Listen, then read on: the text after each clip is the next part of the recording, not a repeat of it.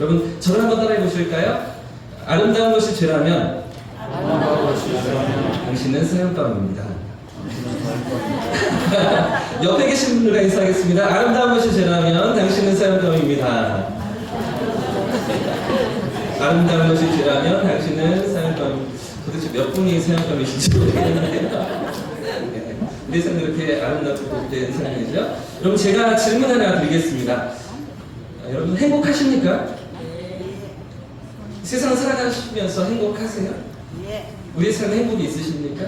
사람들은 누구나 행복을 추구하며 살아가죠. 우리의 삶이, 우리 가정이, 우리 자녀들이 행복하기를 원하며 살아갑니다. 그래서 우리나라 헌법 제10조에도 이런 조항이 있는데요. 여러분 아십니까? 행복 추구권이 있습니다. 대한민국 헌법 제10조입니다. 보십시오. 모든 인간은 인간으로서의 존엄과 가치를 가지며 행복을 추구할 권리를 가진다. 이게 우리나라의 헌법입니다. 여러분, 근데 여러분 문제는 어떤 사람이 행복한 사람인가 하는 것이죠. 어떤 인생이 과연 행복한 삶인가 하는 것입니다. 사실 행복은 천차만별인 것 같습니다. 사람마다 다르고 또 마음먹기에 따라 다르기 때문이죠. 너무나 많은 것들을 가지고 있는데 사람들과 비교하면서 나는 더 가지지 못하는 것 같아. 생각하면서 불행하다고 느끼는 사람이 있는 거라면 적은 것들을 가졌는데도 불구하고 이것도 충분해 라고 생각하면서 만족하는 사람에게는 행복함이 있을 수도 있겠죠. 여러분 그런 이야기 들어보셨죠? 세계에서 가장 가난한 방글라데시라는 나라의 행복 지수가 가장 높다는 거예요. 세계인들 가운데 행복 지수가 1위라는 거예요. 가장 가난한 나라 사람입니다. 여러분 어떤 사람이 행복을 누리며 살아가는 것일까요? 어떤 사람은 직업적인 성취에서 행복을 맛보기도 합니다. 또 어떤 분들은 요즘 반려동물을 키우면서 행복을 맛보기도 하시죠?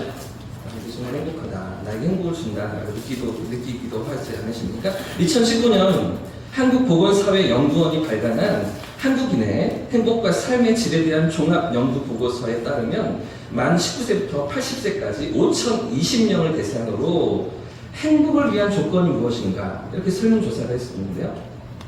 많은 사람들, 5,000명이 넘는 사람들에게 행복한 삶이 과연 어떻게 주어지는 것 같습니까? 이렇게 물어보았습니다. 1위가 무엇이었을까요? 자, 31%가 좋은 배우자를 얻어서 행복한 가정을 이루는 것 이렇게 대답합니다. 좋은 배우자를 만나서 행복한 가정을 이루는 것이 1등이었습니다. 2위는요. 건강하게 사는 것이 행복이다 라고 얘기한 것이죠. 26.3%였습니다. 3위는 돈과 명성을 얻는 것이라고 12.7%가 대답을 했습니다. 그리고 4위는 소질과 적성이 맞는 일을 하는 것이라고 10.4%. 이런 순으로 사람들이 응답을 하는 것이죠. 그러니까 여러분 보십시오. 대부분의 사람들이 생각하는 행복이 무엇입니까? 성공이나 돈이 행복의 조건이라고 생각하는 것 같습니다. 여러분 1위에 있는 좋은 배우자와 행복한 가정을 이루는 것도 생각해 보십시오. 좋은 배우자가 누구입니까? 돈 많은 사람이잖아요. 넉넉한 사람이잖아요. 어렵지 않고 부유한 사람 좋은 배우자 아니겠습니까? 그런 사람과 부족하지 않게 살아가는 것 이런 것들이 1, 2, 3위를 다 차지하고 있는 것이죠. 하지만 여러분 우리의 이런 생각과 달리 사실 돈은 행복과 그렇게 큰 상관이 없다는 것 여러분 아십니까? 돈은 우리에게 일시적인 만족을 주고요. 기쁨을 주는 것 같지만 사실은 어떻습니까? 금세 더 많은 소유를 갈망하게 만듭니다. 금세 더 많은 것들을 추구하게 만드는 것이죠. 그래서 미국의 경제 전문지 포브스지를 발행하는 말콤 포브스라는 사람이 이렇게 꼬집었습니다. 돈으로 행복을 살 수 있다고 생각하는 사람은 쇼핑 장소를 잘못 선택합니다. 돈으로 행복을 살 수 있다고 생각하는 사람은 쇼핑 장소를 잘못 택한 것이다. 이렇게 말하는 것이죠. 그렇다면 여러분, 행복의 비결이 무엇입니까? 방금 읽은 말씀이 우리에게 뭐라고 가르쳐주고 있습니까? 한 번 더 읽어보실까요? 신명기 33장 29절 말씀 시작! 이스라엘이여 너는 행복한 사람이로다. 사실 하나님은요, 이 세상을 만드신 하나님은요, 인간의 행복에 대해서 지대한 관심을 가지고 계십니다. 하나님은 우리가 행복하기를 원하시는 것이죠. 여러분 성경을 한번 읽어보시면 이 성경에 이 행복이라는 단어가 이 축복이라는 단어가 500번이 넘게 등장합니다. 그만큼 하나님의 관심은 사람들이 행복하기를 원하시는 것인데요. 그렇다면 여러분, 어떻게 해야 우리의 삶이 행복할 수 있을까요? 어떻게 해야 우리의 삶에 행복이 주어지는 것입니까? 이어지는 말씀이 가르쳐주고 있습니다. 다시 한번 읽어보십시오. 다시 한번 함께 읽겠습니다. 시작! 이스라엘이여, 너는 행복한 사람이다. 여호와의 구원을 너같이 얻은 백성이 있느냐. 여러분, 행복의 조건이 무엇일까요? 무엇이 주어질 때 우리의 삶에 행복이 찾아오게 되겠습니까? 바로 구원입니다. 구원이 있어야만 우리의 삶이 진정 행복해지는 것이죠. 이스라엘이 잘 살아서 행복한 것이 아니었습니다. 그 이스라엘이 가진 것이 많아서 행복한 것도 아니었습니다. 이스라엘이 강대국이었기 때문에 행복한 것도 아니라는 것이죠. 기껏해야 우리나라 강원도 정도에 불과한 그런 영토였습니다. 그 정도 크기의 나라인데도 불구하고 무엇 때문에 행복하다고 이야기합니까? 하나님의 구원을 그들이 얻었기 때문입니다. 하나님의 구원이 그들 가운데 있었기 때문인데요. 여러분, 왜 우리 인간에게 구원이 필요할까요? 왜 우리 인간이 행복하기 위해서 구원을 얻어야만 합니까? 우리 모두가 죄인이기 때문입니다. 이 땅을 사는 모든 인생들이 이 죄의 문제를 안고서 살아가기 때문이죠. 성경은 이 부분에 대해서 정확히 가르쳐주고 있는데요. 로마서 말씀해 보시면 모든 사람이 죄를 범하였음에 하나님의 영광에 이르지 못한다고 가르쳐줍니다. 모든 사람이 죄 가운데 있는 것이죠. 그래서 이 죄의 문제를 해결하지 못하면, 이 죄의 자리에서 구원받지 못하면 아무리 애를 쓰고 수고하고 열심히 노력해보아도 그 행복을, 진정한 행복을 가질 수가 없는 것입니다. 원래 인간은 하나님과 살면서 행복한 존재로 살아가도록 지으심을 받았습니다. 그러나 하나님을 떠나서 나 혼자 살고 내가 내 인생의 주인이 되어서 살려고 하면서 하나님과의 관계가 단절되고 마는 것이죠. 성경은 바로 이것을 죄라고 이야기합니다. 하나님이 만드신 세상에서 하나님이 만드신 인생인데도 불구하고, 그래서 생명이잖아요. 생을 명령받은 것입니다. 우리가 원해서 온 사람은 아무도 없습니다. 내가 원해서 우리 가정을 선택하고 우리 부모님을 선택하고 남자로 여자로 태어난 사람은 아무도 없습니다. 보내신 그분이 있는데, 하나님이 만드신 세상에서 하나님이 만드신 사람으로 이 땅을 살아가면서도 하나님 없이 살려고 하는 그 자체가 죄라고 성경은 말해주고 있는 것이죠. 자, 그런 측면에서 보면 오늘 이 자리에 계신 여러분은 죄인이십니까? 죄인이 아니십니까? 성경의 이야기들 보면 너무나 안타깝지만 죄인이겠죠. 바로 이 죄 때문에 우리의 삶이 행복을 잃어버렸습니다. 그래서 우리에게 하나님의 구원이 필요한 것인데요. 그런데 이런 우리의 죄의 문제를 해결하기 위해서 누가 찾아오셨습니까? 누가 우리에게 다가오셨습니까? 하나님의 아들이신 예수님께서 우리에게 다가와 주셨습니다. 아마 교회를 다녀보지 않으신 분들도 이 말씀은 한 번씩 들어보셨을 겁니다. 아주 유명한 말씀인데요. 요한복음 3장 16절 말씀. 한 번 더 같이 읽어보실까요? 시작! 하나님이 세상을 이처럼 사랑하사 독생자를 주셨으니 이는 그를 믿는 자마다 멸망하지 않고 영생을 얻게 하여 하십니다. 하나님께서 당신의 독생자를, 외아들을 세상에 내어주신 이유가 무엇 때문입니까? 왜 당신의 외아들을 우리에게 허락해 주셨습니까? 우리를 사랑하셨기 때문에. 하나님이 세상을 이처럼 사랑하사, 하나님이 인생들을 이처럼 사랑하사 그 독생자를, 그 외아들을 우리에게 내어주신 것이죠. 이는 그 이유를 이렇게 가르쳐 줍니다. 그를 믿는 자마다 멸망하지 않고 영생을, 구원을 얻도록 그렇게 자신의 아들을 내어주신 것이죠. 사랑하는 여러분은 어디에서 여러분의 인생의 행복을 찾고 계십니까? 어디에 다다르면 내 삶이 행복할 것이라고 여러분 생각하십니까? 무엇이 주어지면 내 삶의 진정한 행복을 맛볼 수 있을까요?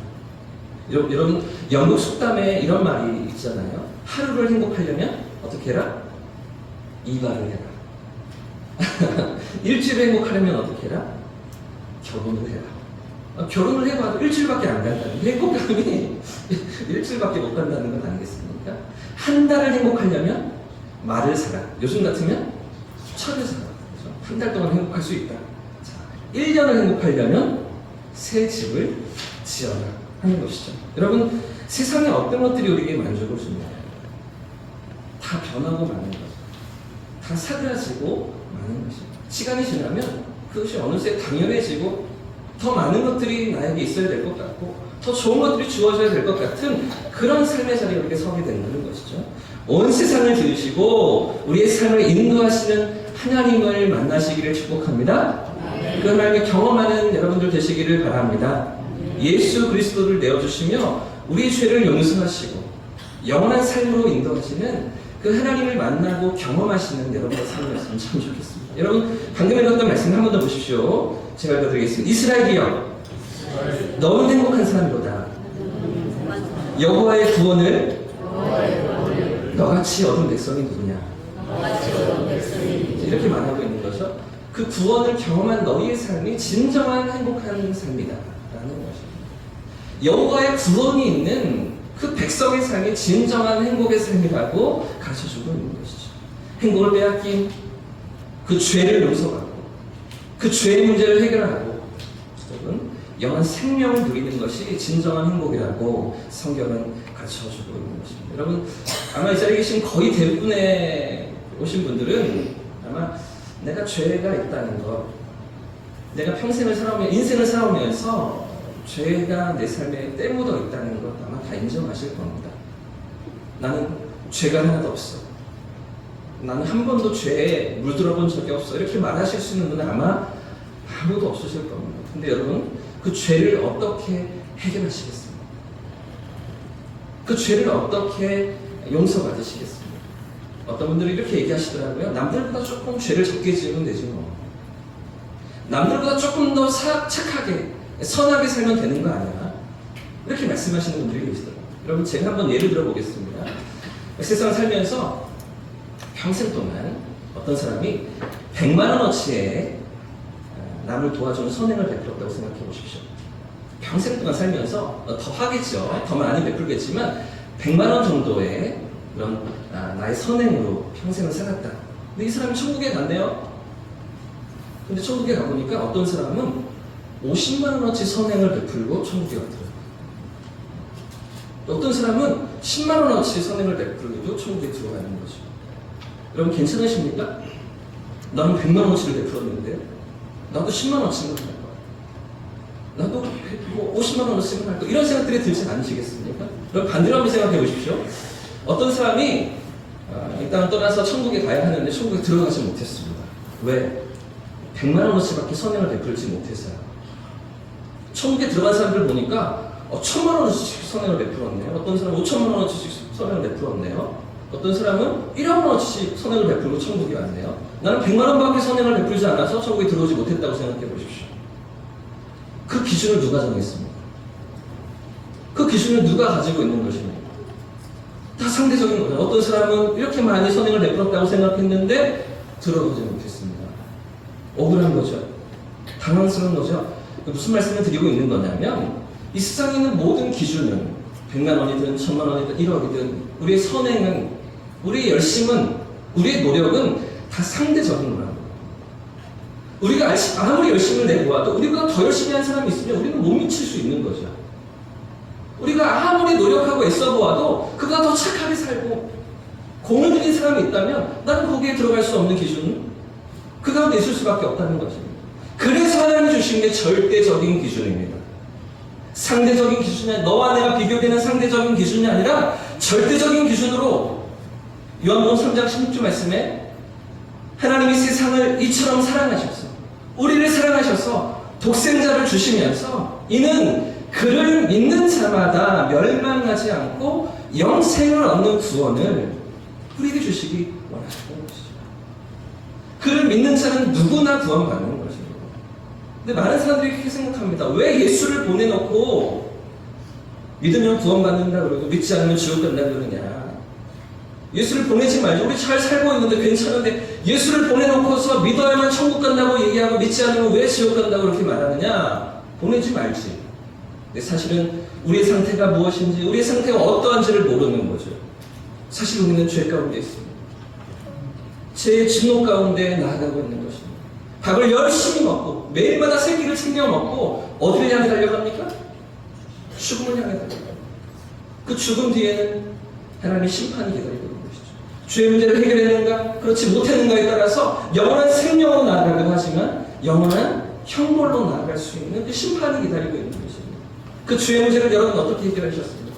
우리의 착함으로, 우리의 선행으로, 우리의 베풀음으로, 상대적인 기준으로 그 구원을 이룰 수가 없는 것이죠.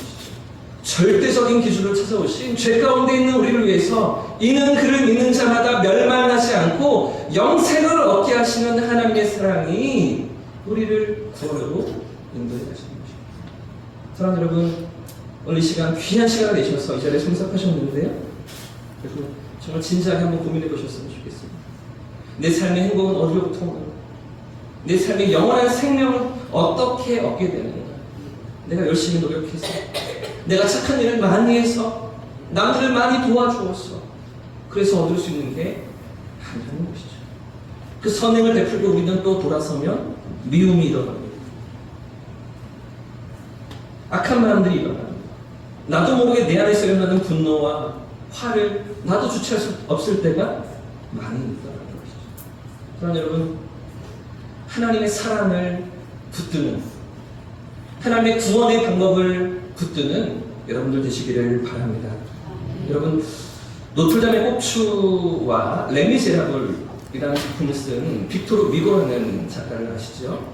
프랑스를 대표하는 세계적인 작가 아닙니까? 이 빅토르 위고가 이런 말을 남겼습니다. 인생에 있어서 최고의 행복은 우리가 사랑받고 있음을 확신하는 것이다. 인생에 있어서 최고의 행복은 우리가 사랑받고 있음을 확신하는 것이다 라고 말한 것인데요. 여러분, 그런데 누구에게 사랑받는 것을 이야기할까요? 가족들에게 사랑받는 것, 배우자에게 사랑받는 것, 자녀들에게 사랑받는 이런 얘기는 하나님의 사랑받는 것을 얘기하는 것이죠. 하나님께 사랑받는 것을 말하고, 이분도 신실한 기독교인이었거든요. 인생에 있어서 최고의 행복은 우리가 하나님께로부터 사랑받고 있음을 확신하는 것이다. 이런 거죠. 온 세상을 만드신 하나님은 오늘도 나와 함께 하신다는 것, 내 삶을 인도하고 계신다는 것, 나를 사랑하신다는 것, 그 안에 진정한 행복이 있음을 이 작가는 말하고 있는 것 아니겠습니까? 사랑하는 여러분, 그 하나님께서 오늘 여러분의 마음을 두드리고 계십니다. 여러분의 마음 가운데 들어오시기를 원하시는 거예요. 이런 말씀이 있는데 요한계시록 3장에 이 말씀이 있습니다. 볼지어다 내가 문 밖에 서서 두드리노니 누구든지 내 음성을 듣고 문을 열면 내가 그에게로 들어가 그로 더불어 먹고 그는 나와 더불어 먹으리라. 문을 두드리고 계십니다. 어떤 문이겠습니까? 우리 마음의 문을 두드리고 계시는 것이죠. 문 밖에 서서 마음의 문을 두드리고 계시는 것입니다. 여러분, 지금 보여드리는 그림이 이 말씀을 그대로 담아둔 아주 유명한 그림인데요. 전 세계적으로 아주 잘 알려진 그림입니다. 예수님께서 지금 문을 두드리고 계시는, 어떤 사람의 인생 앞에 찾아오셔서 그 마음을 두드리고 계시는 그런 오늘 말씀을 그대로 담아놓은 그림인데요. 여러분, 근데 이 그림에 아주 특이한 점이 하나가 있습니다. 아주 이상한 점이 하나가 있습니다. 무엇일까요? 보이십니까? 이 문에 손잡이가 없습니다. 문고리가 없습니다. 두드리고 계시는데 손잡이가 어디에 있을까요? 이 안에만 있는 것이죠. 이 문은 밖에서 열 수가 없습니다. 예수님께서 강제적으로 그 문을 열고 들어오지 않으십니다. 우리 마음의 문을 내가 열고 그분을 모셔드리고 주님을 맞아들일 수 있기를 원하시는 것이죠. 그래서 여러분 진정으로 행복하게 원하십니까? 여러분의 마음을 두드리시는 주님을 맞아들이시기를 바랍니다. 영접하실 수 있기를 바랍니다. 그분을 만나시고 그분과 함께 살아가는 진정한 행복으로 나아가시는 오늘 이 자리에 참석한 모든 분들 되시기를 예수님의 이름으로 축복합니다.